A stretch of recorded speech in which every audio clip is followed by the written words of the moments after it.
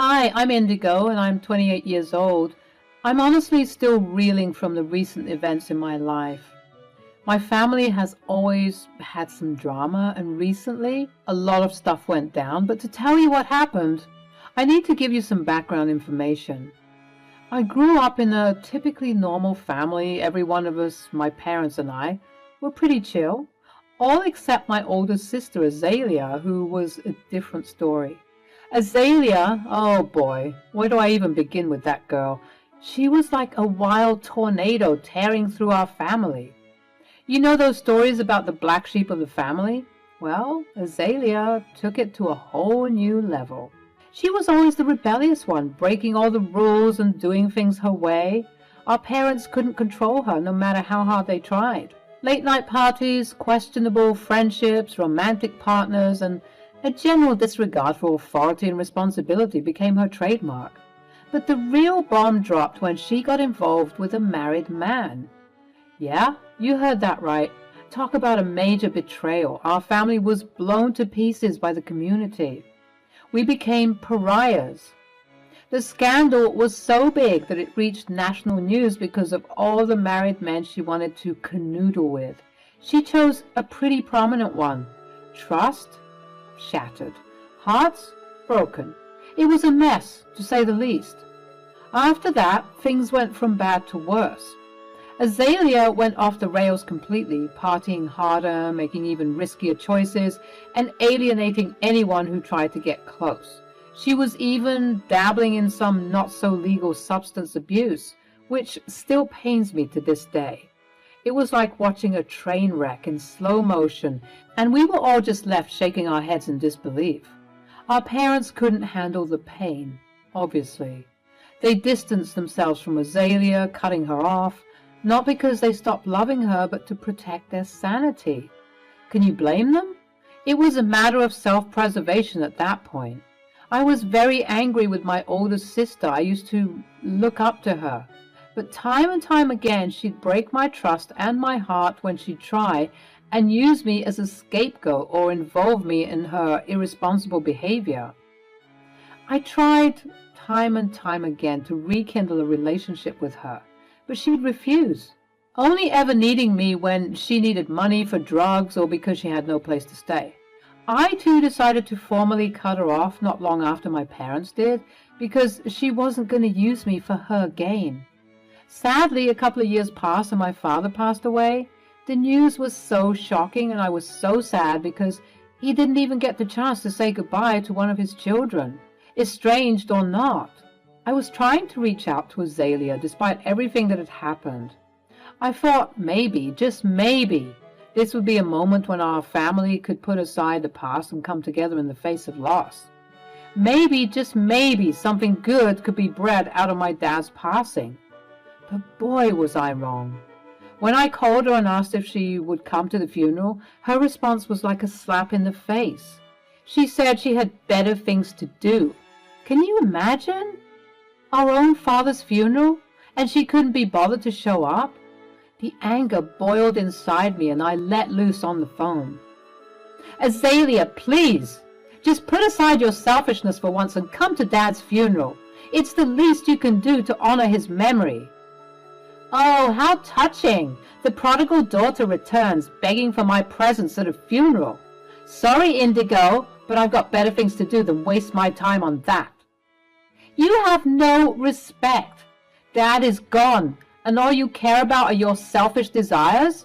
How can you be so heartless? Azalea, true to form, fired back with her usual indifference.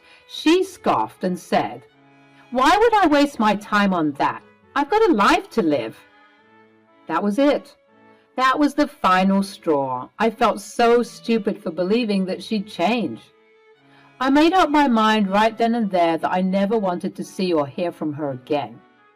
The pain of losing our father was already unbearable, and her callousness only made it worse.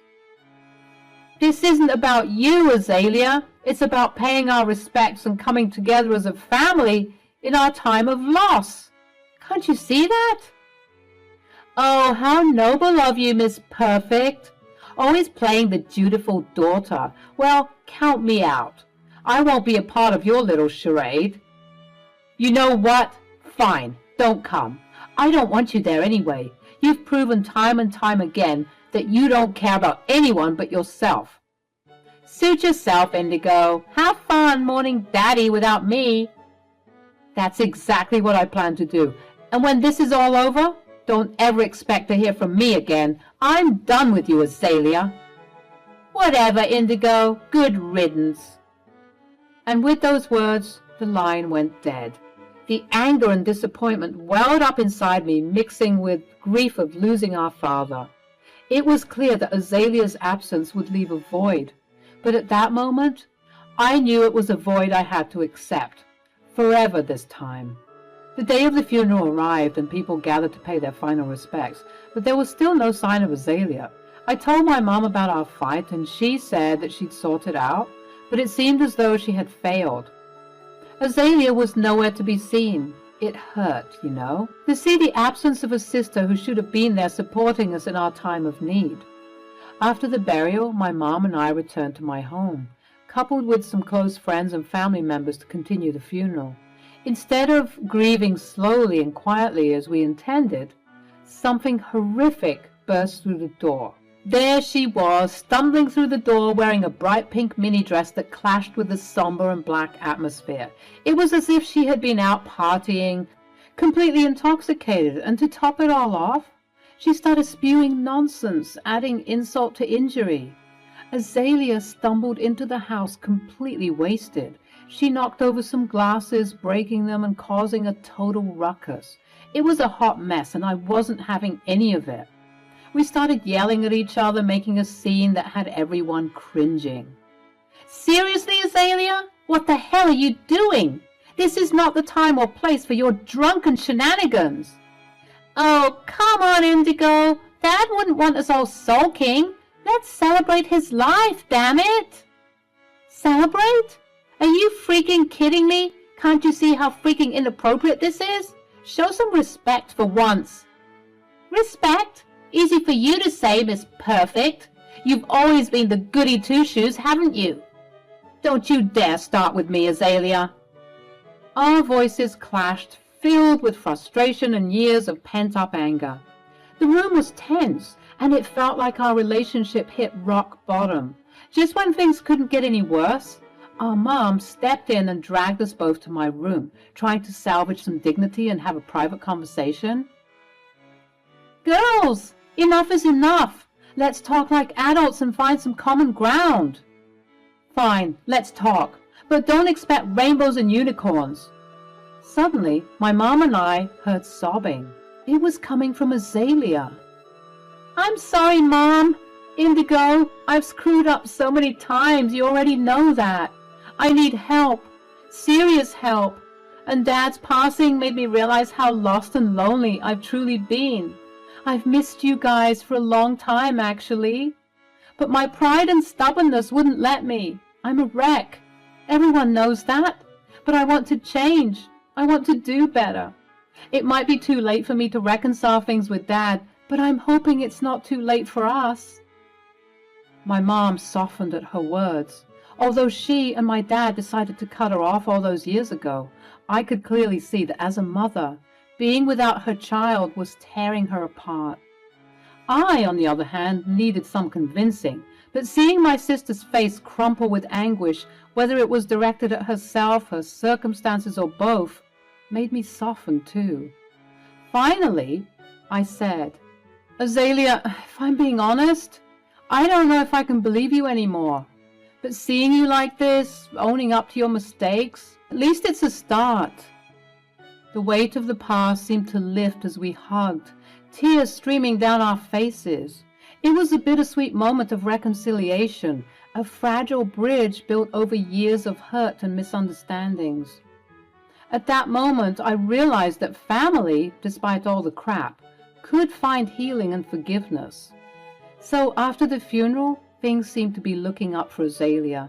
She decided to move back in with Mom, and for a while it seemed like she was doing well. Mom would call me every now and then, giving me updates on Azalea's progress and how proud she was of her for making positive changes in her life. It was a glimmer of hope, you know. But then, just when we thought things were finally settling down, my mom called me in a panic one day. She sounded worried and distressed, and I could tell something was seriously wrong. "Mom, what's going on? Why are you so panicked?" "Indigo, it's Azalea. She's gone. And she took Dad's credit cards, jewelry and clothes, and even raided our pantry. I woke up to this mess and found a note from her. I have no idea where she went." "Are you serious, Mom? After all that has happened? She pulls another stunt like this? I can't believe it." "I don't know what to do, Indigo. She's caused so much trouble, and now I'm worried about the credit cards. What if she racks up huge debts?" "Take a deep breath, Mom. We'll handle this. I'm the representative of Dad's estate, and it's my responsibility to protect his assets. I'll contact the credit card companies immediately and let them know to begin deactivating Dad's account." "Thank goodness you're here, Indigo. I don't know what I would do without you. I feel so betrayed and hurt by Azalea's actions." "I understand, Mom. It's a tough situation, but we'll get through it together." "Thank you, Indigo. I appreciate your help and support. It's times like these when the family needs to stick together." How typical. Once again, I was feeling stupid for trusting that idiot again. I wanted to hold on to hope, but clearly I was wasting my energy. I had had enough of Azalea hurting this family. She had really broken Mom's heart with her actions, and I was ensuring that she would pay for her foolishness. It's a shame that we have to protect this family from another family member. What family member? She is dead to me. I'm just glad that she changed her name all those years ago, and so she isn't officially tied to us anymore. Good riddance. I was shocked to hear these words coming from my mom. She must have been well past her breaking point. Although it was shocking to witness my mom act this way, she did give me an idea when she said Azalea changed her name many years ago as part of her rebellious act to distance herself from us. It had been a month since Azalea's shocking disappearance and her despicable act of stealing from Mom and Dad.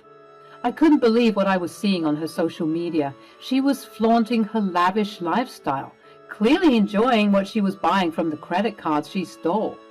If you thought that was bad, she even started tagging both Mom and me in her posts, as if she wanted us to see how carefree and extravagant she was being. Azalea was clearly seeking attention with her behavior, tagging us in every post, hoping to get under our skin. But we weren't going to stoop to her level. We knew that engaging with her would only fuel her ego and validate her attention-seeking tactics. So we remained silent, refusing to dignify her actions with any response. Then, one day, out of the blue, I received a call from Azalea. I was reluctant to even answer, but I gotta say, part of me was really curious about what she had to say, so I answered. She sounded smug and arrogant, taunting me for not acknowledging her posts or commenting on her extravagant spending sprees. But I stayed calm and nonchalant, refusing to give her the satisfaction of a reaction. "Hey there, Indigo, long time no talk. I've noticed you've been quiet lately, ignoring all my fabulous posts." "Oh, hey, Azalea. Yeah, I've been busy focusing on more important things. Your posts didn't really catch my attention." She was clearly irritated at this point. "What's your deal? Why are you so calm about everything? You should be furious with me." "Look, Azalea, your actions speak for themselves. I'm not going to let your behavior control my emotions. I've chosen to move on and prioritize honoring Dad's memory instead of getting caught up in your reckless antics." Azalea started shouting at me on the phone, calling me every nasty word in the book, but still, I didn't retaliate. I didn't fight back. I let her have her diva moment, knowing that she'd be receiving a rude awakening pretty soon. "You think you're better than me, don't you? Well, guess what? I've spent a whopping $20,000 on Dad's credit cards." I couldn't help but laugh. This sent her even further down the spiral of anger. "Azalea, your attempt to provoke me won't work. Your actions only reflect poorly on you. I've moved beyond letting your behavior affect me. I'm focused on protecting Dad's legacy and finding peace within myself. Yeah? Good luck doing all of that rainbow pretty BS when you and Mom have to scrounge up the funds to pay off my debts? Ha! How do you feel about this? Honestly, Azalea, I feel sorry for you. What? Why? Because you have no idea what you've just done. Azalea was huffing and puffing, talking about how I had no idea what I was talking about, but it was her who had no idea. I started explaining how ever since she ransacked Mom and Dad's place, I began processing the account deletion of my dad due to his passing. The credit card companies advised us that the card might still be usable during this time and that no purchases should be made whilst this process is being conducted. I then told the people that they should rest assured that Mom and I won't be using the card at all, and that if they notice any activity from anyone, it is from a fraudster or a thief. What? You didn't tell them that there was another person in the family? What are you talking about? You're not part of this family. I could tell that the words I said smacked her right across the face. I'd never witnessed her so speechless before in my life, which is saying something because that girl can definitely run her mouth like a faucet. What do you mean I'm not part of this family? I mean just that, Azalea. You've made it clear to us time and time again that you don't love us. You don't even want us. You changed your name. You deliberately tugged at our hearts during our time of mourning just to blindside us and dupe us, which was probably your plan all along, huh? Oh, cat's got your tongue now, huh? Anyways, I told the people at the bank that if they suspect any suspicious activity occurring after I put in the request for the account deletion, they should deal with it accordingly because it has nothing to do with Mom and me. So what are you saying? I'm saying that when you're unable to pay the debt, because let's face it, you won't be, you'll be dealing with the authorities. Indigo, how could you do this to me? No, Azalea, how could you do this to me? To your mother? How could you sleep in her home and do her dirty like that? How could you disgrace your father who can't even rest because of you? Do you not realize how selfish you are? Okay, so I'm the bad guy, right? I mean, that's what you people have always told me, so why not just report me to the police sooner? Why am I finding out about all of this now?